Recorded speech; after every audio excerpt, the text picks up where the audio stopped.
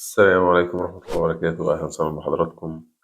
فيديو جديد وموضوع جديد عن مستندات التعاطي. المستند اللي بنتكلم عليه النهاردة هو أحد أهم المستندات إن لم يكن أهمها على الإطلاق.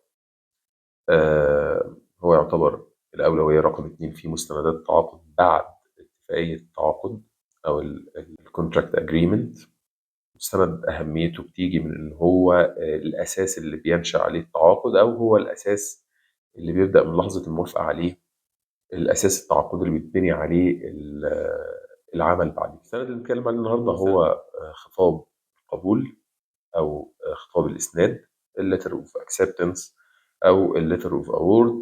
ومن حسن الحظ إن الأكرونيم الخاص بالاتنين هو واحد، LOA letter of acceptance LOA أو letter of award LOA. زي ما بنقول المستند هو تقريبا رقم 2 في التقسيمة الخاصة ب الستاندر فورم في الفيديك. هو رقم 2 من ناحية أولوية المستندات في الترجيح. هو المستند اللي بتقوم عليه العلاقة التعاقدية أو قبول عطاء المقاول. فيعتبر طبعا بيكتسب أهميته من الحاجتين دول، إن هو بداية نشأة العلاقة التعاقدية ما بين الطرفين، إن هو الأولوية رقم 2 من مستندات التعاقد حسب نص النموذج القياسي لعقد الفيديك. الليتر اوف اكسبتنس غالبا بيبقى مشتمل كده على معلومات العامة عن المشروع، أطراف أو طرفين التعاقد، المقاول والمالك، وصف هاي ليفل كده عن السكوب وورك بتاع المشروع، الاجريد اماونت او الكونتراكت برايس بتاعة المشروع، شوية تفاصيل كده.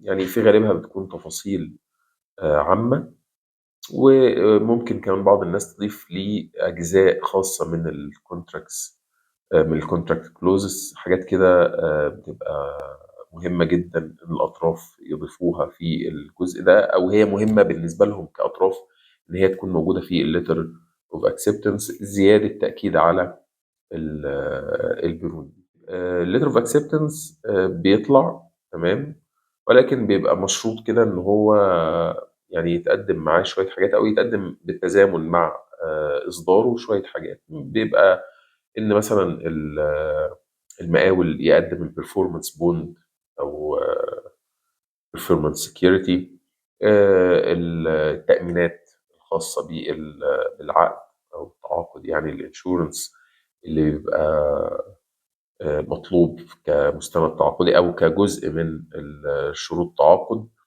بيبقى مطلوب مثلا إن هو المقاول يكون مقدم organization short مع وقت إصدار خطاب القبول، mobilization plan، شوية حاجات كده، يعني إيه، بتبقى مرفقة مع الليتر اوف اكسبتنس كجزء منه، أو بالتزامن مع إصدار الليتر اوف اكسبتنس بيبدأ المقاول إن هو يسلم الحاجات دي. المهم بقى حاجة كده في النهاية، الكليشيه الشهير إن إحنا نميز أو نفرق ما بين الليتر اوف اكسبتنس والليتر اوف انتنشن، الاو اي والال او اي. ال او اي لا ينبني عليه أي التزامات بين الأطراف، في حين ال او اي ده بيبدأ يلتزم كل طرف من الطرفين بالتزامات هي جزء من التعاقد، وأي شيء بينبني من المرحلة دي أو من الوقت ده على واحد من الاثنين بيبقى مبني على الالتزامات الخاصة بيه، أو النشأة عن إصدار الليتر اوف اكسبتنس أو الليتر اوف، أو في حين الليتر اوف انتنشن هي مجرد نية بيبديها مالك المشروع في إن هو مثلا هيطرح لك التندر ده، إن هو ناوي يورد منك الجزء ده من المشروع، أو إن هو ناوي يشغلك في مشروع عنده بأي شكل كان، سواء أنت بقى كنت سب كونتراكتور، كنت كونتراكتور، كنت سبلاير، أيا كان تسميتك أو وضعك كبارتي في المشروع. فمهم نفهم ان ال LOA ده مستند تعاقدي هينبني عليه التزامات ومسؤوليات، في حين الليتر اوف انتنشن مش مستند تعاقدي ومش هينبني عليه التزامات ومسؤوليات، الا ان احنا بقى نركز كده ونشوف محتوى الخطاب نفسه او محتوى الكلام اللي موجود جوه الليتر نفسه هو ايه. هل هو طلب توريد بالفعل؟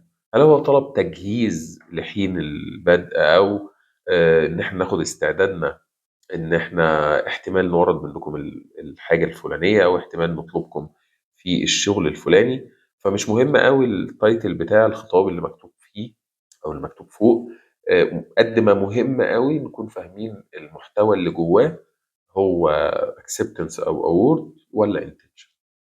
شكرا لكم، وأشوفكم إن شاء الله في الفيديو.